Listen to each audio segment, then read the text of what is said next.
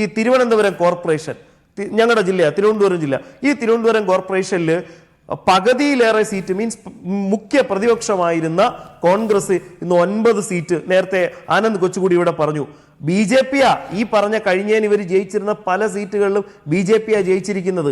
അങ്ങനെ L D എഫിനെ സംബന്ധിച്ച് അവരുടെ സംവിധാനം ഓരോ വാർഡിലും ഓരോ വീട്ടിലും ഓരോ ബ്രാഞ്ചിനൊക്കെ തന്നെ കൃത്യമായിട്ടുള്ള അറിവുണ്ട്. ഇപ്പൊ ലോക്സഭാ തെരഞ്ഞെടുപ്പിന്റെ ഒരു ട്രെൻഡ് എന്ന് പറയുന്ന ഒരു മറ്റൊരു രീതിയിലുള്ള ട്രെൻഡാണ്.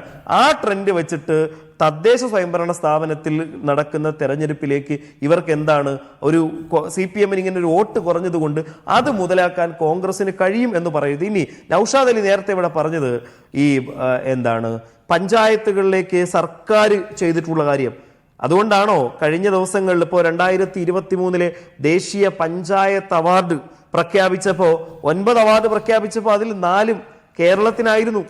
കഴിഞ്ഞ ദിവസം ഇവർ ഭരിക്കുന്ന കർണാടകയിൽ നിന്ന് അവിടുത്തെ ഫിനാൻസ് കമ്മീഷൻ അംഗമടക്കമുള്ളവർ കേരളത്തിൽ എങ്ങനെയാണ് സർക്കാർ പഞ്ചായത്തുകൾക്ക് ഫണ്ട് കൊടുക്കുന്നത്, അതോടൊപ്പം തന്നെ അധികാര വികേന്ദ്രീകരണം എങ്ങനെയാണ് നടക്കുന്നത് എന്നതിനെ പറ്റി പഠിക്കാനായിട്ട് അവർ വന്നത് തദ്ദേശ സ്വയംഭരണ വകുപ്പ് മന്ത്രിയുമായിട്ട് അവർ കൂടിക്കാഴ്ച നടത്തി. ഇനി തിരുവനന്തപുരം കോർപ്പറേഷന്റെ മേയർക്ക് എന്താണ് എനർജി എഫിഷ്യൻസ് ടൈംസ് ഗ്രൂപ്പിന്റെ അവാർഡ് തന്നെ കിട്ടി. അങ്ങനെ കേരളത്തിലുള്ള തദ്ദേശ സ്വയംഭരണ സ്ഥാപനങ്ങൾ LDF ഭരിക്കുമ്പോൾ കൃത്യമായിട്ടുള്ള ഡെവലപ്മെന്റും LDF മികച്ച മുന്നേറ്റം കാഴ്ചവെക്കുകയാണ്. മറ്റൊന്ന്, കോൺഗ്രസിന് ഇപ്പോഴത്തെ ഭരണവിരുദ്ധ വികാരം ഉണ്ടെങ്കിൽ അതിനെ എൻകാഷ് ചെയ്യാൻ കഴിയുന്ന സംഘടനാ സംവിധാനം ഇല്ല എന്നതാണ്.